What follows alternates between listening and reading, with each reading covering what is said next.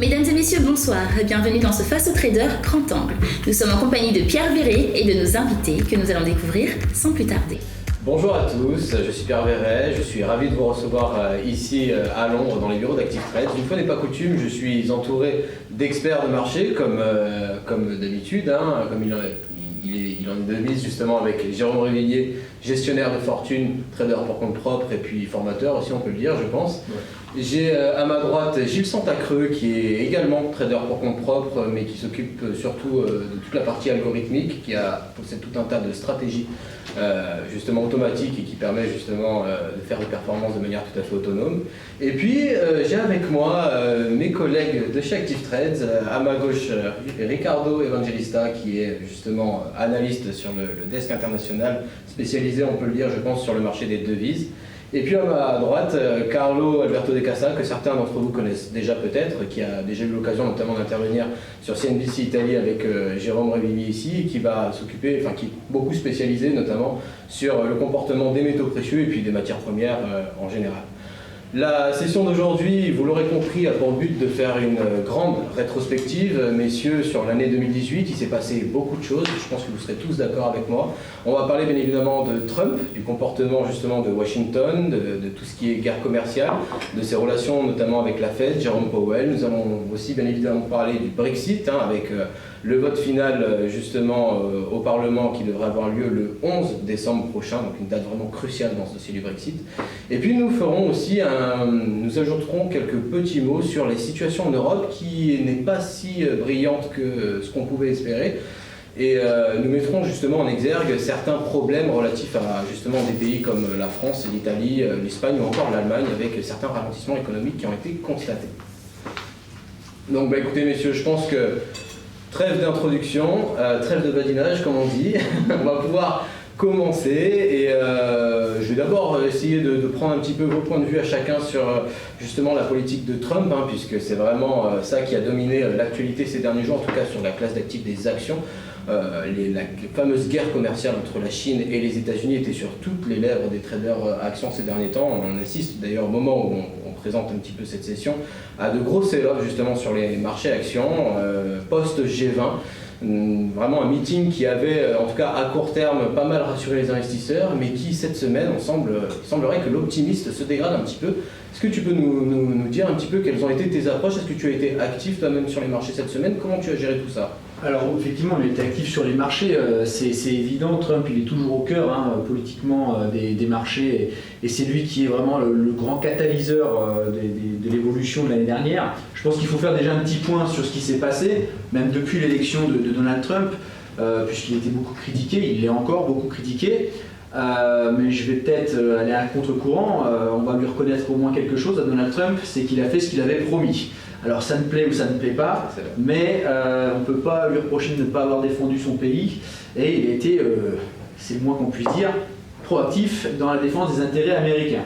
Alors forcément au détriment de la paix un peu dans le monde, et surtout, on y reviendra un peu plus tard, au détriment de l'Europe, puisque clairement Donald Trump et son gouvernement ont une vraie volonté, une vraie activité pour diviser l'Europe et venir soutenir les mouvements populistes qui actuellement sévissent en Europe. D'un point de vue purement américain, on constate quoi? Qu'il y a une forte croissance, beaucoup basée sur les valeurs technologiques et les coupes budgétaires, enfin les coupes fiscales surtout, donc beaucoup de stimulus fiscal de la part de Donald Trump. Aujourd'hui, on voit bien que la guerre commerciale avec la Chine, elle est à un point crucial, ça va se jouer dans les prochaines semaines, on l'a vu au G20, ça commence à se détendre un petit peu. Donc vraiment, Donald Trump est sur tous les fronts, avec une méthode de chaud et froid en permanence, avec vraiment beaucoup de brutalité. Reste à savoir si ce ne sera pas nous, les Européens, qui seront les dindons de la farce. Justement, d'ailleurs, une situation en Europe qui inquiète un peu, puisqu'on évoquera justement tout à l'heure, un petit peu plus tard, la faible marge de manœuvre que la BCE a justement, aurait en cas de revers et de ralentissement plus global, j'allais dire. Un petit mot peut-être, nous avons la chance d'avoir justement Carlo que j'ai présenté dans l'introduction, qui est justement, on peut le dire, tu es italien et tu es expert justement de toutes ces questions problématiques italiennes qui ont pas mal secoué justement l'Europe ces derniers temps. Quelle serait ton opinion toi, sur la conduite de la politique de Trump? C'est vrai qu'il est beaucoup orienté sur les taxes et les tarifs. À quel jeu joue-t-il exactement? Quelles sont tes anticipations pour 2019? Mais c'est vrai, comme Jérôme a dit, qu'il a cherché d'aider l'Amérique, mais dans le même temps, il n'est pas réussi encore à faire tout ce qu'il voulait. Et c'est vrai que le marché national c'est bien allé dans 2007, dans la première partie de 2019. Oui. Mais la question c'est si ça c'est soutenable, et même il a cherché de faire retourner en Amérique beaucoup d'entreprises qui étaient en Chine ou d'autres pays. Dans le même temps, ça peut donner de bons résultats dans les short term, mais la question c'est qu'on doit comprendre si ça va marcher aussi dans les longs termes. Dans le long terme. Oui. Aussi car la vraie question selon moi c'est ça. La vraie question selon moi c'est comprendre si l'Amérique peut marcher toute seule. Aussi dans le troisième millénaire, la globalisation, elle a besoin d'avoir une Europe forte, un marché chinois qui va Croître, grandir. Oui, qui va grandir. Ça, c'est la vraie question. Car dans les short term, ça peut marcher, dans les long terme, je ne suis pas sûr. Très bien, ouais, c'est vrai que Trump, qui, comme tu l'as dit Jérôme, un petit peu, qui continue de mener la politique qu'il mène depuis le premier jour de son investiture finalement, donc pas vraiment de grosses surprises, mais voilà, qui fait pas mal bouger les marchés. Est-ce que toi tu aurais une opinion un petit peu, quelque chose à rajouter, Ricardo, par rapport à justement au jeu que Trump joue et comment il bouscule un petit peu les cartes mondiales? Je pense qu'on a déjà dit beaucoup à propos de Trump. C'est vrai qu'avec ses tweets, avec ses méthodes qui ne sont pas très orthodoxes, il a fait bouger le marché dans le passé. Je pense qu'avec la réforme fiscale, il a aidé beaucoup la croissance de l'économie américaine. Donc aujourd'hui, pour 2018, l'économie américaine va présenter une croissance en plus de 3%. Le chômage, c'est moins de 4%. Donc, inflation 2%. Donc, on parle des chiffres impressionnants. Mais il ne faut pas oublier que c'est pas... On ne peut pas dire que c'est seulement l'influence ou l'effet de Trump. Donc, il y a le point dans le cycle dans lequel l'économie américaine se trouve. Et aussi, il avait toute la séquence qui vient à partir de 2008 avec les politiques de stimulus de la Fed, etc. Le truc qu'on voit maintenant, c'est que surtout dans les marchés des actions, les investisseurs, ils n'ont pas beaucoup de confiance. C'est vrai. Parce que c'est surtout parce que les perspectives pour 2019 et 2020 ne sont pas trop positives. Donc on peut parler d'une ambiance risk-off dans les marchés. Et donc ça ne va pas aider les marchés des actions, ça ne va pas aider l'économie en général. Donc ce n'est pas bon pour Wall Street ou pour Main Street. Donc je pense qu'on a déjà commencé à voir avec les yield curves, l'inversion de yield curve, donc de 2 et 3 ans en plus, ça donne plus yield que les 5 ans. Donc ça c'est un peu dangereux et il y a beaucoup d'analystes qui parlent d'une dépression, disons, en 2020. C'est vrai que, je ne sais pas si vous entendez un petit peu les mêmes choses que nous ici, mais il y a de plus en plus d'analystes et il semblerait qu'il y ait un consensus qui se forme autour d'une année 2019, sur les actions en tout cas, assez négative. Certains parlent de récession, de prochain grand crack. C'est vrai qu'on est quand même sur à peu près 10 ans de marché aussi maintenant. La plupart des gens s'attendent à une grosse correction, voire même à un retour à un marché baissier. Alors les leviers baissiers ne manquent pas, on les a évoqués justement, en tout cas en ce qui concerne la macroéconomie. Mais pour l'instant, il semblerait que Trump a passé assez... il y a eu des élections de mi-mandat qui étaient un petit peu en demi-teinte, c'est vrai, mais il semblerait que jusqu'ici, il arrive à tenir un petit peu ses promesses. Moi, j'ai une question à vous poser à vous tous personnellement. est-ce que vous pensez qu'il peut faire un deuxième mandat? Oui. Oui, tu penses? Ouais. Tu penses aussi, Jérôme? C'est très possible. Ouais, je pense qu'il faut pas adopter une vue européenne ou franco-française sur les États-Unis. Les résultats, ils sont là. Alors oui, effectivement, ce n'est pas dû à Trump, c'est vrai, c'est le cycle qui fait ça. Oui, Trump, il a perdu, mais de justesse finalement, les élections de mi-mandat. Et puis surtout, il y a un vrai problème chez les démocrates, c'est qu'il n'y a personne. Ouais, c'est vrai. C'est-à-dire que Donald Trump, aujourd'hui, sur le paysage politique, il existe, il incarne quelque chose, il a un soutien populaire, on ne peut pas le nier. Et il faut peut-être même s'inquiéter de sa politique à l'approche des prochaines élections, parce qu'il va redoubler d'efforts pour séduire le reste de la population. Et en face, on a des démocrates qui sont, en fait, on s'y intéresse pas beaucoup en France, mais très divisés au sein de leur propre parti. C'est-à-dire qu'on a beaucoup de différents courants au sein des démocrates qui n'arrivent pas à se mettre d'accord, et le système politique américain étant ce qu'il est, à part les démocrates, il n'y a personne en face de Donald Trump. Donc ça, c'est le premier point, et puis on va y revenir plus tard, mais effectivement, il y a aussi la Fed qui est au cœur des marchés et qui va jouer un rôle très très important. On a vu il y a quelques jours le mouvement de Jerome Powell, on en parlera tout à l'heure. Mais voilà, Trump et la Fed, c'est un jeu un peu paradoxal aussi, un peu ambigu, qu'il va falloir surveiller, ouais, effectivement. J'ai une question. Oui.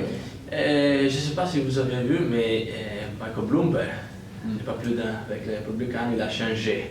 Ouais. Est-ce que ça peut être une chose à considérer pour les 2020? Car oui, les démocratiques ne sont pas prêtes maintenant, mais on a encore deux années, Ouais. il y a encore du temps. Est-ce que Michael Bloomberg peut être une réponse à ça? Je pense pas. Je pense que le facteur que Trump va utiliser une fois que nous sommes plus proches des élections, c'est le facteur du populisme. De nouveau. Ouais, Donc, il va jouer sa carte populiste, il va dire on va avoir plusieurs problèmes au niveau des tensions commerciales avec la Chine, peut-être avec l'Europe aussi. Il va créer l'atmosphère, c'est nous contre eux. Et ce jeu va être plus fort encore l'année prochaine, peut-être. Il y a une chose aussi dont il faut se souvenir, on l'a vu notamment pour le Brexit, Oui. c'est que malgré les perspectives économiques et les retombées économiques, le peuple ne vote pas pour ça. Non. Il va voter pour le candidat qui va flatter. Et Trump est très fort pour ça. Ce que vont retenir les électeurs, c'est pas est-ce que les mesures ont été bonnes pour l'économie, c'est est-ce qu'il a fait ce qu'il a dit et est-ce qu'on a envie qu'il continue. Il continue à faire. Ouais. Parce que, Oui, et puis si on a un ralentissement économique comme beaucoup l'annoncent, alors il faut se méfier du consensus toujours, exactement. mais effectivement, si on a un ralentissement économique, on sait que les politiques, entre guillemets, populistes, ou en tout cas de protectionnisme, vont forcément avoir plus d'impact. Et donc là, dans ce cas-là, Donald Trump sera encore bien placé pour retrouver Et il son pourra siège. même dire je vais vous protéger contre ça. Ouais, c'est il va jouer la carte populiste. Tout à fait. Donc en conclusion, peu importe ce que font les marchés ou l'économie américaine en 2019, il jouera sur d'autres choses pour essayer en tout cas espérer se faire réélire, et ça n'impactera pas. Si l'économie marche toujours aussi bien que maintenant, je ne pense pas que ça sera le cas, mais dans ce cas-là, il va utiliser l'économie et va dire oui, c'était moi. Ouais. Sinon, si ça ne marche pas trop bien, donc il va dire oh, c'est la faute de la Chine, c'est la faute des Européens. Oui, Ok, d'accord. à mon avis, c'est ça. Bon, écoutez, on verra. En tout cas, si 2019 vous donnera raison, messieurs, je voulais enchaîner avec un autre gros dossier. Je voulais bien évidemment parler du Brexit. C'est quelque chose qui nous anime tout particulièrement ici à la City, c'est bien normal. On approche maintenant de la date cruciale du vote qui aura lieu mardi aux alentours des 19h heure anglaise, si je ne dis pas de bêtises, Ricardo. Oui, c'est ça. Alors, on entend beaucoup parler de Brexit, mais peu ignorent justement le contenu de ce fameux deal qui doit passer devant le Parlement, puisque c'est quand même, tu le disais, on en parlait off caméra, c'est un deal de un peu plus de 500 pages, je crois. Il y a 580, ouais. 580 pages, voilà. Voilà. Est-ce que tu peux nous aider à y voir plus clair, aider justement les gens qui nous suivent? Quels sont les main points vraiment de ce deal? Donc le main point, le point principal, c'est que c'est un deal pour établir un deal plus tard, donc dans l'avenir. Donc ça c'est le point principal. Et l'autre point qui c'est aussi très important, c'est la question qui s'appelle le backstop. Donc ça, c'est à propos de la frontière dans l'Irlande, entre l'Irlande du Nord et la République d'Irlande. Pour des raisons historiques, commerciales, sociales, etc., c'est impossible de mettre en place une frontière. Des checks, des contrôles. Ça c'est possible, ça va générer tous les types de problèmes. Et donc, parce qu'ils ont le backstop dans le deal, il y a beaucoup de gens qui ne sont pas contents avec ça. Donc, déjà, le DUP, que c'est le parti du Nord-Irlande, qui soutient le gouvernement de Theresa May, sans ces 8 MPs dans le Parlement. Donc, MP, je ne sais pas le mot français. Député, voilà. Sans ces 8 députés, le gouvernement de Theresa May n'est pas soutenable. Donc, commence avec ça.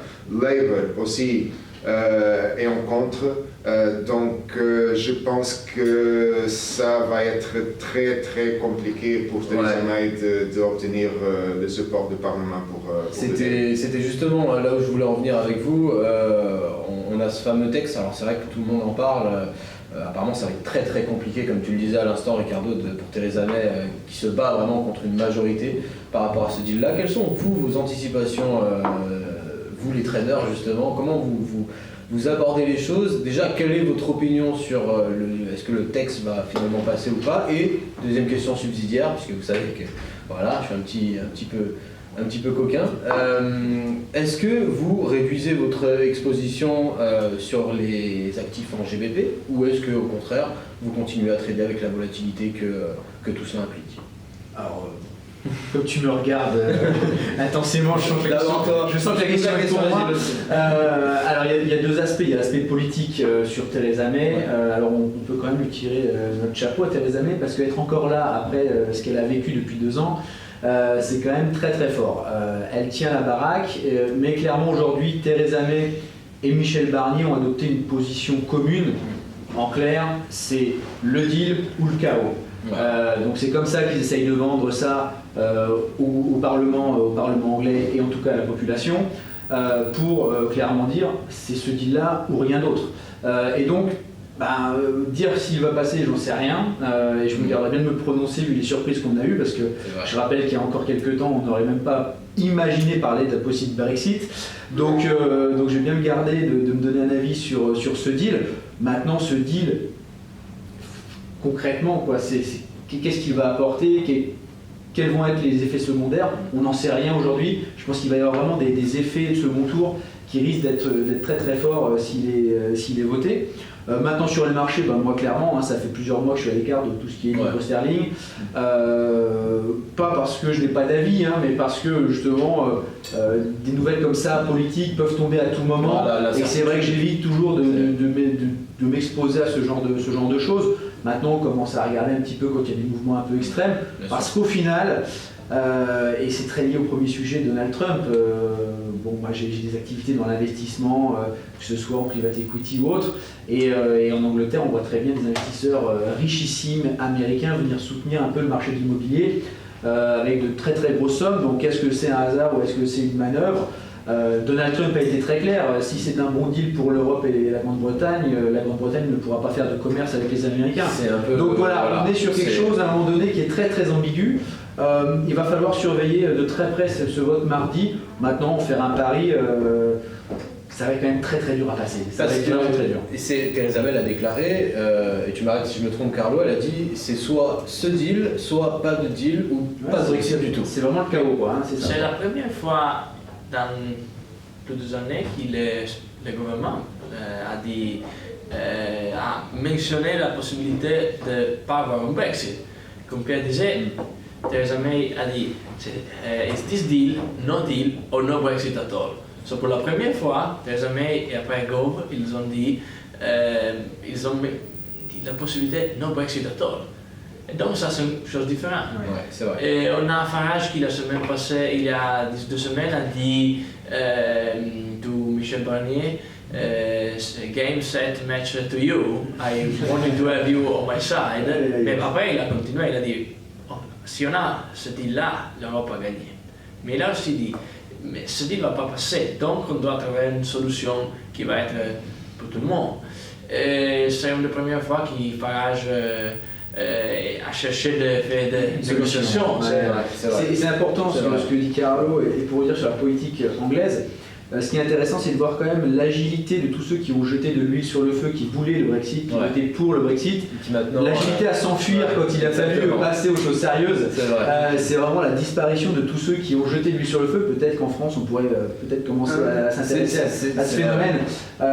Il y en a beaucoup qui finalement se sont un peu écartés du jeu et ont laissé les négociations se faire. Bon, maintenant, qu'est-ce que c'était ça, c'est passé en Grèce. Il y a quelques années où en fait quand les populistes sont passés au pouvoir, ils ont dit bah non finalement on ne va pas sortir de Ah oui, avec le gouvernement de Tsipras, ouais.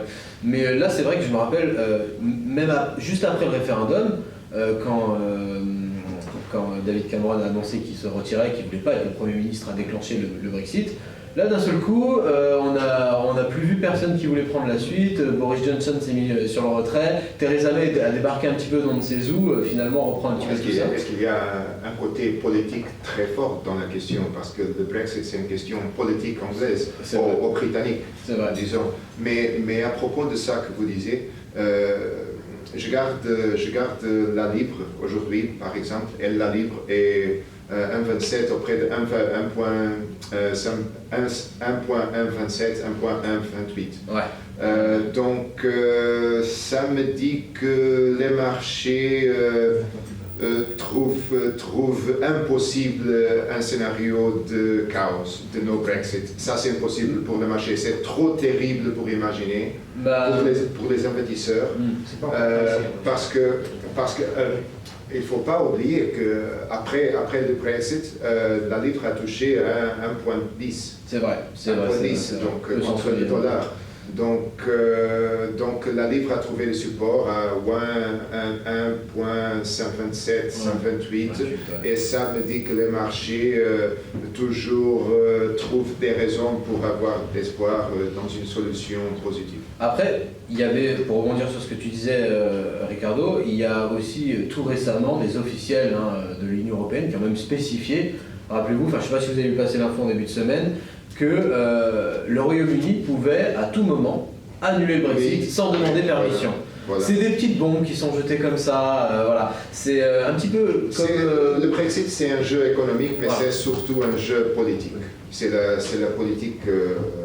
c'est le centre, c'est le cœur de la question. C'est vrai. Donc là, pour l'instant, on ne sait toujours pas finalement si le texte va passer. Si le texte ne passe pas, est-ce qu'il y aura justement je pense un hard Brexit?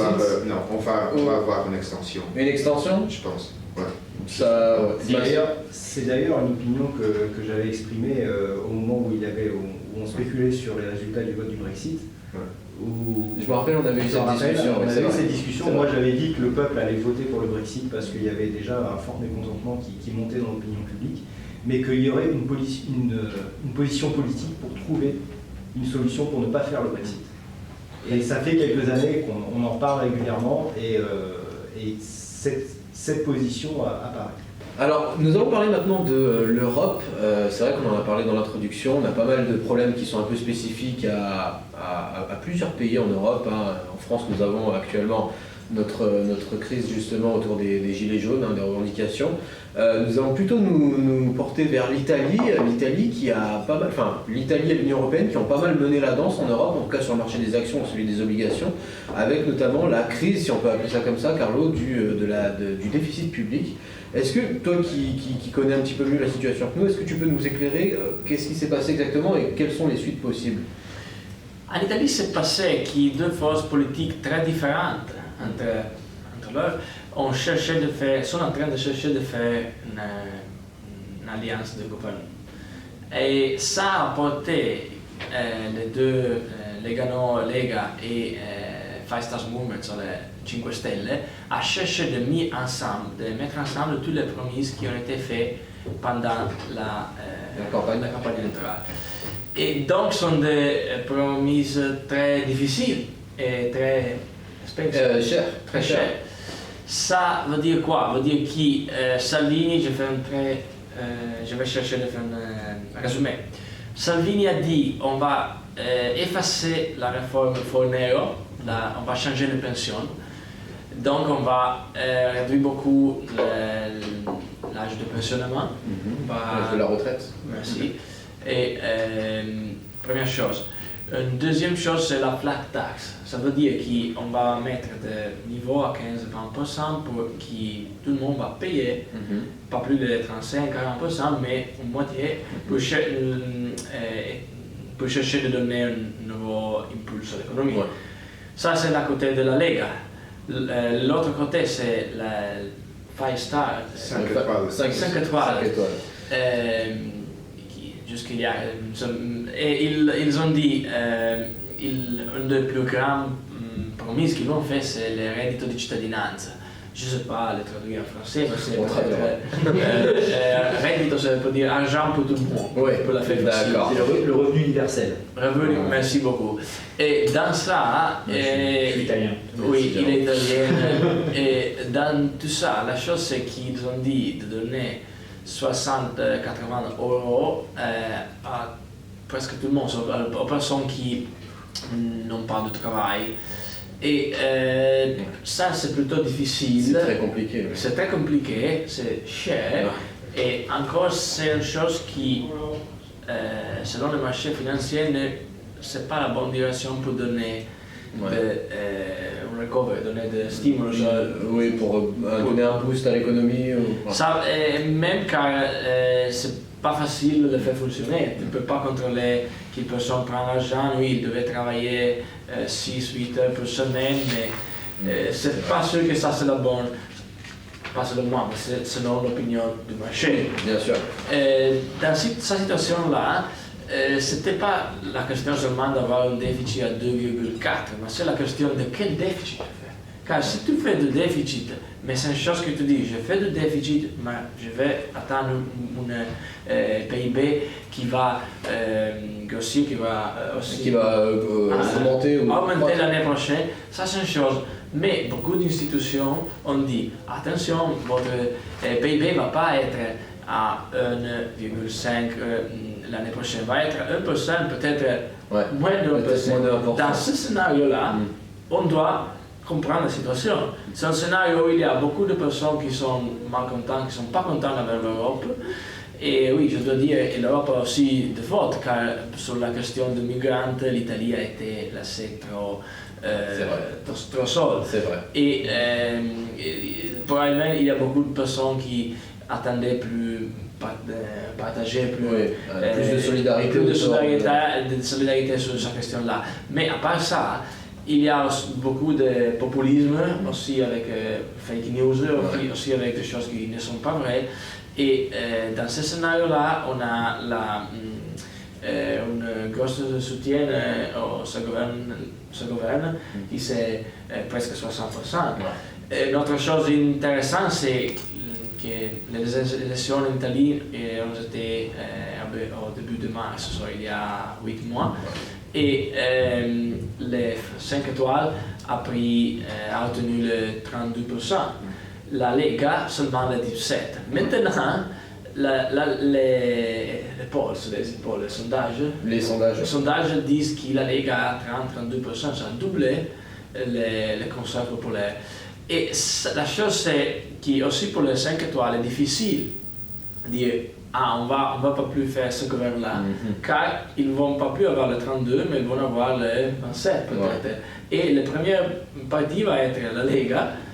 Et si la Lega va trouver un accord avec Berlusconi, on peut avoir notre droite gouvernement. Donc la situation c'est je crois faible.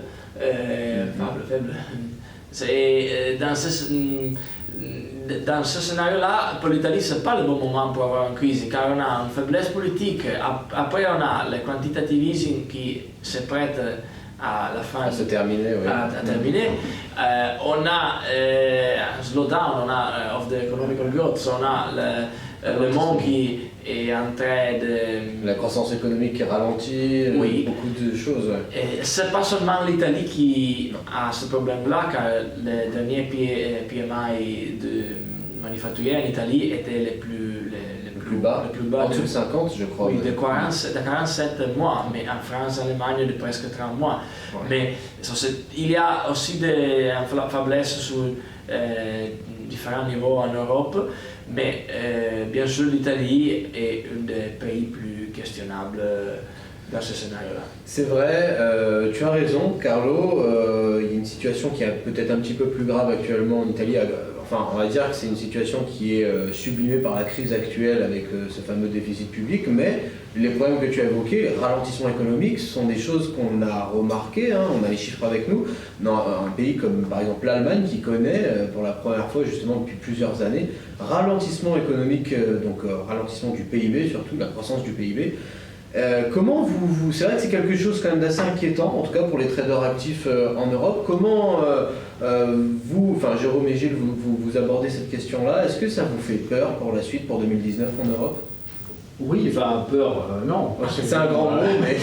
Peur, non, parce que nous, on achète et on vend selon la tendance, mais non, sur l'Allemagne, l'Italie et l'Europe en général, clairement, on parle beaucoup de l'Italie, on parle beaucoup de la France, on va y revenir avec les Gilets jaunes et les mouvements effectivement politiques, mais sur le point de vue économique, peut-être le plus inquiétant, c'est effectivement l'Allemagne qui était quand même considérée comme une locomotive pour toute l'Europe, et qui vraiment, depuis quelques mois, enchaîne les déceptions.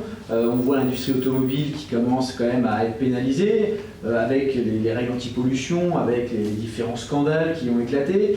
Voilà, on voit que la politique d'exporter des machines-outils vers la Chine, qui s'orientait vraiment vers l'export, on a fait les louanges de ce modèle allemand. Je ne dis pas que c'est à jeter, mais aujourd'hui on voit bien qu'ils ont mangé leur pain blanc a priori et que la suite risque d'être un petit peu moins glorieuse. D'ailleurs on a la fin du règne d'Angela Merkel, politiquement parlant, c'est quand même désordonné. Là-bas aussi on a du populisme qui arrive, il y a une politique migratoire qui est quand même très très particulière par Angela Merkel et qui attise un peu les tensions aussi au sein du pays. Donc pour moi il y a vraiment un sujet sur l'Allemagne qui va sans doute, on parlait de beaucoup d'analystes qui parlent de crash. Le principe d'un crash, c'est qu'on ne s'y attend pas. Oui, justement. Et donc, quand on s'y attend tous, il y a peu de chances qu'il y ait un crash. Ouais. L'Allemagne pourrait être un déclencheur d'une crise vraiment d'ampleur parce que c'est un petit peu le référentiel. On a vu les taux allemands baisser dès qu'il y avait un peu d'inquiétude, tout le monde se réfugiait en Allemagne. Je ne vais pas faire ici un cours sur les balances de Target 2, les balances de paiement, où on sait que l'Allemagne, grosso modo, prête de l'argent à tous les autres pays. Mais, résumé comme ça, c'est un peu grossier, mais c'est un peu l'idée.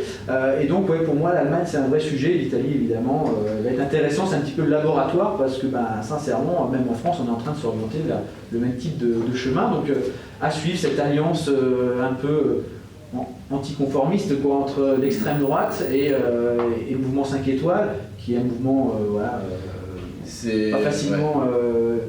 pas facile à cataloguer. Donc ça va être intéressant à voir, mais ce qui est intéressant, c'est de voir effectivement la popularité de Salvini, qui a pris le dessus très clairement sur Di Maggio, et qui va peser même sur les prochaines élections européennes et françaises. On sait qu'il est très copain avec Marine Le Pen, et donc ça va être quelque chose à surveiller très près. C'est vrai que pas mal j'allais dire, des crises politiques, des problèmes spécifiques à certains pays, et puis ce ralentissement qui est même plus qu'un ralentissement en Allemagne, puisque pour la première fois, si je dis pas de bêtises, on a publié justement une croissance négative de 0,3% du PIB sur le dernier trimestre, ce qui est bien plus qu'un ralentissement. On le sait qu'à plus de 2 trimestres, on passe en récession. On n'en est pas encore là, c'est certain. Je partage un petit peu ton avis, Jérôme. J'aime pas quand les scénarios sont trop vraisemblables et qu'on les voit trop venir. Il faut se méfier un petit peu, comme tu disais tout à l'heure, du consensus extrêmement baissier qu'on peut avoir pour 2019, mais on ne peut pas non plus ignorer les leviers baissiers qui planent comme ça, que ce soit aux États-Unis, c'est d'autres choses aux États-Unis, mais en Europe ou voire même en Asie.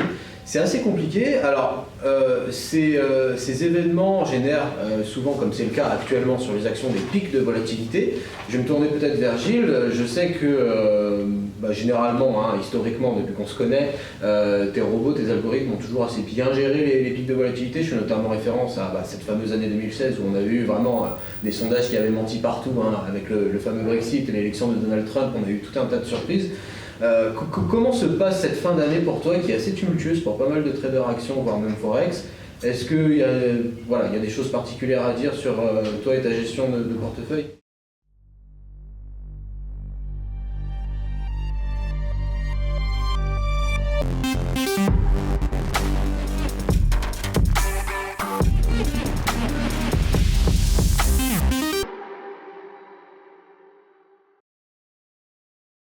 Rebonjour à tous, de retour sur justement ce plateau de Face aux traders. Je suis ravi encore une fois de vous retrouver. On a dû justement nous séparer de Carlo De Casa qui a dû nous quitter. Il venait de nous livrer justement ses opinions sur la politique menée en Italie dans l'affaire l'opposant à l'Union européenne sur la question du déficit public. Je vais me tourner à présent vers toi, Gilles. En cette fin d'année justement, et d'ailleurs on est vraiment sur un timing assez parfait, hein, on est sur une belle hausse de la volatilité, il n'y a qu'à voir justement la tête que fait le VIX actuellement, notamment sur les actions, on a constaté de gros sell-off, sur certaines paires Forex également. Est-ce que toi au niveau justement de tes algos, ça génère une gestion différente de ta part? Comment justement tu traites avec ces hausses de la volatilité? Est-ce qu'elles sont propices ou pas? Dis-nous tout. Alors, je voudrais rebondir sur quelque chose qu'a dit Jérôme tout à l'heure. Effectivement, quand on parle, le principe du crack, c'est qu'on ne s'attend pas au moment où il va arriver. Donc, nous, en tant que traders, ce qu'on essaye de faire, c'est d'identifier le risque. Pour que, une fois ce risque identifié, on sache sur quel actif on va pouvoir s'appuyer pour couvrir d'éventuelles positions trading qu'on a sur les actions ou qu'on a sur notre cœur de portefeuille. Là, l'identification, elle est claire, le problème il est sur la zone euro. On a des problèmes aussi par rapport à la guerre commerciale que se livrent les États-Unis et la Chine. On a plusieurs vecteurs. Après, il y a effectivement la gestion de la volatilité. La gestion de la volatilité, si on a des stratégies qui sont adaptées pour justement capter cette gestion de volatilité, on peut effectivement s'en sortir et arriver à, en couvrant ou en générant des positions justement qui sont là pour capter ce type de mouvement, on peut générer de la performance. C'est deux manières en fait pour gérer la performance. Soit on a un cœur de portefeuille et effectivement on voit une hausse de la volatilité avec un danger identifié. Dans ce cas-là, on peut garder notre cœur de portefeuille et couvrir avec l'actif à risque, dit à risque. Deuxième possibilité, gérer la volatilité en prenant des positions avec des stratégies qui sont justement adaptées à cet environnement volatile. En tant que concepteur d'algorithmes, j'ai créé un ensemble, une famille d'algorithmes qui justement n'est fait que pour ça d'ailleurs, pour capter ce type de volatilité. Et effectivement, dans ce genre de contexte, eh bien, ce type d'algorithme arrive à générer de la performance. Et c'est ce qui fait que, en équilibrant un petit peu ces stratégies, on arrive à fonctionner en trading malgré justement cette augmentation de risques et d'incertitudes. D'accord, donc si je comprends bien, il existe donc plusieurs types de robots qui vont fonctionner selon plusieurs types de stratégies, qui vont s'adapter justement à plusieurs types de marchés. Est-ce que ces robots, tu les optimises justement ou tu les laisses courir, on va dire comme ça, toute l'année, sachant que le marché ne se traite pas de la même manière en août qu'en décembre par exemple? Est-ce que tu apportes des modifications constamment à ces robots-là? Effectivement, les marchés ne sont pas immuables, il faut toujours s'adapter. Il y a des éléments qui changent, il y a des choses qui changent, les temps aussi. Et j'apporte une certaine optimisation, alors une ou deux fois par an en fonction. D'accord. Effectivement, pas plus. Il faut pas, quand on a une approche systématique, il ne faut pas, dès qu'il y a un élément qui change, tout remettre en cause. Ça, ce travail-là, il faut le faire en amont par la diversification de ces approches. D'accord. Ce qui fait qu'un système est solide, c'est qu'il peut s'adapter à plusieurs environnements de marché. Le fait d'avoir un environnement de marché qui change, on peut effectivement apporter une ou deux optimisations, mais le principal travail à faire en amont, c'est d'avoir justement une stratégie qui va pouvoir s'adapter, vu qu'on ne sait pas quand ça va arriver, on en revient toujours au problème du crack. C'est toujours pareil. Voilà, et bien il faut que cette stratégie, elle s'adapte automatiquement à divers changements de marché. D'accord, bah écoute, très bien, on verra si justement en 2019, 2019 se poursuit sur les niveaux de volatilité actuels. Écoutez, l'émission touche bientôt à sa fin, nous allons juste évoquer un dernier volet qui n'est pas justement un des moins importants. Je vais bien évidemment parler des politiques monétaires. On en a parlé tout au long justement de cette session-là, on va vraiment rentrer dedans maintenant. On va tout d'abord ajouter quelques mots peut-être sur ce qui s'est passé entre la Fed et Donald Trump. On sait que voilà, il y a eu une danse un petit peu lente qui s'est mise en place entre ces deux personnes. Je rappelle que c'est Donald Trump, c'est le président des États-Unis qui désigne justement le chef de la Réserve fédérale américaine. Il a remplacé Janet Yellen cette année, il me semble, par Jerome Powell, dans l'espoir qu'il poursuive une politique monétaire qui lui soit favorable dans la gestion du pays. Ça n'a pas été le cas. On a pu voir Jerome Powell poursuivre plus ou moins le travail qui avait été déjà amorcé par Janet Yellen en poursuivant la remontée graduelle des taux aux États-Unis, ce qui ne fait pas les affaires du président Trump, puisque ce dernier désire garder un dollar faible pour justement dynamiser les exportations. Alors, la question que je vais poser, elle est toute simple. On a pu voir Jerome Powell lors de la réunion de septembre, si je ne dis pas de bêtises. C'était pas tant le relevé de taux qui était important, c'était vraiment la sémantique, le choix vraiment des mots de Jerome Powell pendant sa conférence de presse. Il avait dit que les taux directeurs étaient encore loin de leur seuil de neutralité. Il s'est contredit sur la réunion du mois de novembre, justement après pas mal de critiques assez agressives de Donald Trump envers lui. Donald Trump avait même déclaré qu'il regrettait son choix de l'avoir mis à la tête de la Réserve fédérale américaine. Et puis voilà, un revirement de situation, Jerome Powell lors de la réunion de novembre qui dit que les taux sont juste en dessous de leur seuil de neutralité. Jérôme, peut-être j'aimerais t'entendre en premier là-dessus. Pourquoi un tel revirement? Est-ce que Trump a eu un effet sur Powell ou est-ce que vraiment Powell conserve son indépendance? Qu'est-ce qui se passe? Alors, il faut reprendre l'historique effectivement de la nomination de Jerome Powell, c'est-à-dire que Janet Yellen était vraiment la cible privilégiée de Donald Trump pendant sa campagne. Il a eu des mots très durs face à Janet Yellen. Bon, je pense qu'elle n'a pas été surprise de perdre son siège, peut-être même soulagée d'ailleurs, parce qu'elle a commencé elle a lancé ce mouvement en tout cas de remontée. Jérôme Powell, lui, il a fait le job. Il a fait le job que la Fed a parfaitement maîtrisé depuis le début. Encore une fois, j'ai un thème un peu toujours récurrent, mais c'est encore l'Europe qui se fait piéger parce que la Fed aujourd'hui, elle a remonté ses taux, elle va être à 2,5%. Jérôme Powell lève le pied. Est-ce que c'est l'effet Trump ou pas? J'en sais rien, mais ce qui est clair, c'est qu'à la vue des perspectives économiques, aujourd'hui des tensions un peu géopolitiques, je pense que même sans Trump, la Fed joue la prudence et c'est assez logique. On est proche du plein emploi, quasiment aux États-Unis. On est vraiment sur les plus bas en termes de taux de chômage. On a une croissance qui tourne à fond et donc on n'est jamais autant exposé que quand tout va bien à un ralentissement. Il y a le spectre aussi de la guerre commerciale. Puis il y a la guerre commerciale, on voit que sur les producteurs, sur les exportateurs américains, c'est quand même très très compliqué. Ça commence, il y a un effet secondaire qui commence à se faire sentir. Donc Jérôme Powell, il fait son job et surtout il a de la marge de manœuvre maintenant si un ralentissement arrive. Ils ont un petit peu retiré des liquidités, même si on peut encore en discuter, parce qu'ils utilisent pas mal de... il y a les coupes fiscales finalement qui compensent aussi pas mal de choses, mais Jérôme Powell, il a remonté les taux, il se donne de la marge de manœuvre que la BCE n'a pas, exactement. J'insiste un peu, on en parlera après. Et donc, je pense qu'il y a un jeu entre le président qui aime bien faire porter le chapeau un petit peu à la Fed quand ce n'est pas favorable, puis qui finalement dit du bien de la Fed parce qu'elle a fait le job. Donc encore une fois, c'est du Trump. C'est du Trump, c'est du chaud, c'est du froid. Jérôme Powell, lui, tient la ligne. Franchement, on peut pas trop juger, puis c'est un Jérôme, donc j'ai une sympathie naturelle pour lui. Bien évidemment. Alors c'est vrai que là, pour le coup, il n'y a pas eu d'augmentation des taux la dernière réunion. Si on regarde les chiffres qu'on a justement, la prochaine réunion de la Fed, qui devrait avoir lieu juste avant la période de Noël, le 19 décembre prochain, on a le marché price, le consensus des analystes price une augmentation à relever justement de ces taux à hauteur de 72,4%, donc très probable, encore que rien n'est jamais sûr, je pense qu'autour de cette table on est tous au courant de ça. Maintenant je voulais plutôt me pencher vers toi Ricardo, est-ce que tu penses que, contrairement peut-être à ce qui avait été dit au début de l'automne, qu'il y aura encore plusieurs remontées de taux successives en 2019 ou tu penses que la Fed va ralentir le rythme encore?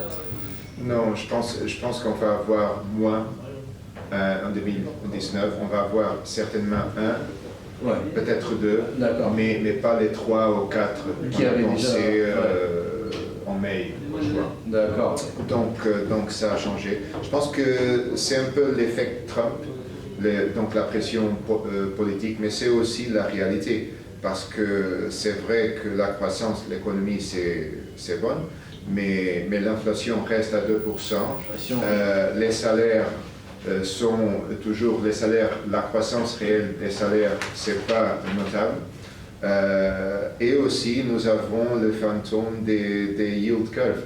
Donc, les yield curves qui devient inverse. Donc, et ça, c'est quelque chose qu'on a trouvé avant toutes les dépressions, toutes les récessions. Toutes les récessions, voilà, avant toutes les récessions. Donc ça a géré un peu le panique et je pense que c'est un peu les deux facteurs, donc le facteur politique, mais c'est surtout le facteur de la réalité. Donc la réalité, c'est pas aussi bonne comme on a pensé. C'est vrai, et tu fais bien de souligner les niveaux d'inflation. On est à plus de 2, on est à 2,5% aux États-Unis. Et puis, alors, tu as parlé aussi. Mais les salaires n'augmentent pas, effectivement. Il y a un écart qui se creuse. Et alors, pour revenir justement sur cette inversion des taux, alors pour les gens qui nous écoutent, je pense que c'est primordial de comprendre. Parmi les 4 grandes classes d'actifs que sont le forex, les actions, les matières premières et les taux jouent un rôle central. La plupart des particuliers ne se rendent pas bien compte. C'est vrai que c'est un marché essentiellement composé de traders professionnels. Et alors que veut dire finalement que veut dire cette inversion des courbes? Ça veut dire que les investisseurs ne croient pas que la croissance sera aussi forte d'ici 5 ans. 10 ans comme maintenant. Donc c'est une chute de la croissance. Voilà, c'est une chute de la croissance à long terme. Une chute de l'opinion des investisseurs. Encore une fois, ça se résume, et on en parle souvent dans les sessions live que l'on peut faire avec vous chez Active Trade. C'est l'incertitude, en fait. C'est l'incertitude qui apparaît. C'est-à-dire, oui, ok, à court terme, on a une idée de ce qui peut se passer, on est un peu inquiet, mais c'est surtout à long terme, on ne sait plus. Et les marchés, on pourrait résumer quasiment la situation à ça, c'est l'incertitude des marchés. Les marchés ne l'aiment pas, cette incertitude. Et aujourd'hui, on est face à pas mal de niveaux d'incertitude. Aux États-Unis, certes, en Europe, les élections européennes qui arrivent dans une ambiance électrique. Les tensions entre la Chine et les USA, donc c'est vraiment ça. Il faut comprendre, encore une fois, ces mouvements techniques. Derrière, il y a une psychologie de marché, il y a un état d'esprit, il y a une ambiance de marché qui est là, et ça, c'est vraiment l'incertitude qui commence à arriver, ce qu'on n'avait pas depuis plusieurs mois, plusieurs années, parce que la politique monétaire, on a souvent parlé de forward guidance que donnaient les banques. Et donc, on nous donnait une perspective. C'était vraiment le job des banques centrales ces dernières années, de donner des perspectives, de rassurer. Elles ont su le faire. Aujourd'hui, Jérôme Powell, il commence à changer. Alors, on pourrait parler du prix, effectivement, parce que niveau quantitative easing, on est quand même chargé. Mais surtout, c'est ça, c'est l'incapacité aujourd'hui des dirigeants politiques, on n'en parle même pas, mais même des banques centrales, à vraiment rassurer sur ce qui arrive. Et là-dedans, le plus dangereux, c'est effectivement le manque de marge de manœuvre de la BCE, pour le coup, qui commence à inquiéter sérieusement les investisseurs. On pourra en parler, l'avis des investisseurs, mais peut-être que Ricardo pourra nous dire son œil sur ce qui se passe en France actuellement. Mais ça effraie un peu les investisseurs étrangers, et je pense qu'il va falloir vraiment être très très prudent dans les mois qui viennent. De toute façon, pour rebondir sur ce que tu disais, l'incertitude, c'est vraiment ça qui... Parce que voilà, les marchés, c'est pas que des bougies, des chandeliers japonais, il y a une vraie psychologie justement de foule derrière tout ça. Et normalement, lorsqu'un panneau attention danger est sorti, les gens ont tendance à prendre quelques profits, parce que je rappelle qu'on est quand même après sur un marché aussi de 10 ans. Alors c'est ça qu'il faut faire, c'est remettre dans le contexte aussi. Voilà. On a une hausse qui a été quasiment exactement immense. Donc prendre quelques profits, voire même réduire un peu la voilure pour certains, en attendant justement que ces incertitudes se lèvent. Mais ça sent pas très bon pour justement finir sur cette inversion des courbes. Elle traduit une chute de la confiance des investisseurs sur l'économie à long terme finalement. C'est ça que ça veut dire. Donc reste à voir si justement pour finir sur la Fed, on ne serait pas amené à voir un Jérôme Powell qui regagne en discours accommodant, j'allais dire en 2019. Ça serait intéressant de voir ça. Mais pour rebondir sur l'Europe, c'est vrai, comme tu le disais Jérôme, aux États-Unis, la Réserve fédérale a déjà augmenté ses taux, enfin a commencé à relever ses taux depuis un moment maintenant, se laissant un peu plus de marge de manœuvre au cas où si justement il y a un revers quelconque qui venait à se présenter. En Europe, c'est pas le cas. Et ce qui inquiète, c'est justement ces ralentissements économiques, enfin même tous ces leviers baissiers qu'on a évoqués justement au cours de cette session, qui inquiètent un petit peu. Alors quelles seraient les armes, que peut faire la BCE en cas alors, je ne vais pas oser le mot crack, mais de revers global, on va dire. Peut-être, effectivement. On en a parlé. qui est compliqué. Je ne sais pas si Enfin, mes collègues vont... Ouais, non, sur la BCE, ce qu'on peut dire, c'est que Mario Draghi va quand même passer son tour. Hein, c'est-à-dire qu'on arrive aussi à un changement de gouvernance qui pourrait revenir sans doute plutôt dans les mains de l'Allemagne. On ne sait pas encore. Mario Draghi, il était italien, malgré tout, ça a influencé la BCE, qu'on le veuille ou non. La BCE, elle n'a pas de marge de manœuvre. La dernière banque qui n'a pas eu de marge de manœuvre et qui a affronté une crise, c'est le Japon. On voit où ils en sont. Hein, ça les a amenés, pas de jugement, hein, encore une fois, moi c'est pas mon job de juger, mais je constate juste. Voilà, donc on a ce parallèle qui peut être fait, mais clairement aujourd'hui la BCE, il ne faut pas lui jeter la pierre. Non. Elle a une zone économique à gérer qui est totalement hétérogène, qui est totalement explosée. On ne peut pas avoir la même politique pour une Allemagne que pour la Grèce ou pour le Portugal. Je suis d'accord. Le problème, la BCE, ils n'ont pas des outils parce que les intérêts sont déjà négatifs. Et aussi, ils ont des problèmes structurels dans la zone euro. C'est des réformes. C'est des réformes structurelles qu'il faut faire. Donc, je pense que le chemin à suivre pour le BCE, c'est un chemin surtout politique. Encore une fois, c'est de créer une harmonisation fiscale dans la zone euro. C'est impossible. Et générer un sentiment de solidarité aussi entre les différentes zones. Et ce sentiment de solidarité peut arriver seulement dans un scénario de conversion fiscale. Donc je pense que c'est ça qu'on peut faire dans la zone euro, c'est de changer les politiques fiscales, une politique fiscale pour tous. Quelque chose de plus fédéral en somme. Le problème, Ricardo a tout à fait raison, mais le problème c'est qu'il y a 10 ans, on a dit la même chose juste après la crise, on a lancé le quantitative easing, l'ambiance s'est améliorée, on s'est dit, ok, il faut y aller. Je ne sais pas si vous vous souvenez, tout le monde annonçait les étoiles bien alignées, les taux, le pétrole, etc. La croissance, l'élément des planètes, super, c'est maintenant qu'il faut réformer. Sauf que 8 ou 10 ans plus tard, tout commence à moins bien aller et on se dit ah non, finalement, les gars, il va falloir y aller. Bon voilà, donc le boulot n'a pas été fait avant quand tout allait mieux ou moins mal. Vu l'ambiance, la solidarité, l'harmonisation entre les pays, quelque chose me dit que c'est pas gagné. Et c'est là qu'on voit justement où le risque se situe aujourd'hui, c'est-à-dire dans tous les sujets dont on vient de parler, quand on parle du Brexit, quand on parle des problèmes en Italie, quand on parle des problèmes en Allemagne, des problèmes de la BCE, le risque il est clairement européen. Et la fragilisation des politiques, des gouvernements politiques en Europe renforce encore ce risque. Donc par rapport justement à ce qu'on disait tout à l'heure, où l'identification du risque peut nous aider justement dans le trading à protéger ou à générer des positions dans notre trading, c'est clairement sur l'Europe qu'il va falloir faire attention cette année, avec justement un risque qui est exacerbé par l'ensemble justement de cette diversité de risques qui peuvent s'additionner. Le risque en Europe, c'est le risque de la géopolitique, aussi que le risque économique. Mais en Europe, nous avons maintenant, en Allemagne, nous avons l'extrême droite qui est présent. En Espagne, ils ont gagné une victoire régionale aussi, bien sûr. En Italie et j'ai toujours dit que le risque, le plus gros risque associé avec le Brexit, c'est le risque géostratégique pour l'Europe, parce que ça peut marquer la fin. C'est la première pièce du domino qui tombe. Le risque systémique. Donc je pense que sont des temps intéressants pour l'Europe. Et le risque d'ailleurs aussi par rapport aux événements qui ont lieu actuellement en France, c'est que Emmanuel Macron a été élu sur un rejet des politiques traditionnelles. C'est vrai, c'est vrai. Et on voit que lui-même est en train d'échouer. Ouais. Ça aussi c'est un risque qui peut justement... non mais la France et l'Allemagne sont les deux piliers de l'Europe. Donc quand l'ambiance politique en Allemagne et en France change, ça va changer tout aussi.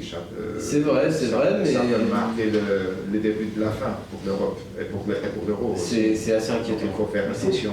C'est ça, parce qu'on parle de l'Europe, mais en fait derrière c'est l'euro. La question c'est la monnaie unique et l'impact sur les marchés financiers, parce que c'est ce qui nous intéresse finalement, la politique on laisse ça à ceux qui savent faire. Mais l'euro derrière c'est la vraie question, est-ce que cette monnaie est capable de tenir? Quel impact sur le forex? On pourra peut-être parler des perspectives une autre fois, mais vraiment techniques et sur les marchés. Mais l'euro aujourd'hui, on voit qu'il n'arrive plus à rebondir. On avait pensé il y a quelques semaines qu'il allait. Le dollar est très très fort, et même quand le dollar s'affaiblit, l'euro il peine un petit peu à s'affirmer, on ne voit pas trop où il peut aller. Et le risque, c'est plus un risque de politique monétaire, c'est vraiment un risque politique, et qui résume à peu près tout ce que l'on a dit pendant cette heure d'émission. C'est vraiment le risque politique qui pèse sur l'euro, qui est le ciment normalement un petit peu de cette zone euro, en tout cas en apparence, voir en 2019 si l'euro survivra. Donc par rapport aux perspectives en fait pour l'année qui arrive, on voit clairement que les banques centrales sont en train de passer la main et que c'est vraiment le risque microéconomique et macroéconomique qui va prendre le devant de la scène sur l'année prochaine. C'est en tout cas ma conviction. C'est compliqué, le temps nous le dira, mais en tout cas des nuages noirs, pour l'instant on peut dire en Europe qui s'accumulent. On est en fin de cycle. Ouais. De toute façon, ça devait arriver. Bon, en tout cas, merci à vous tous de m'avoir accompagné pour cette session un peu exclusive de Face au Trader en direct de Londres à la City. Écoutez, je suis content. Je suis content de vous avoir avec moi. Bon courage à vous tous. Bon courage et bon trading. Ce sera tout pour ce Face au Trader Grand Angle. Nous espérons que ce programme vous a plu. Merci à nos invités et à vous de nous avoir suivis. Nous vous disons à bientôt et bon trading.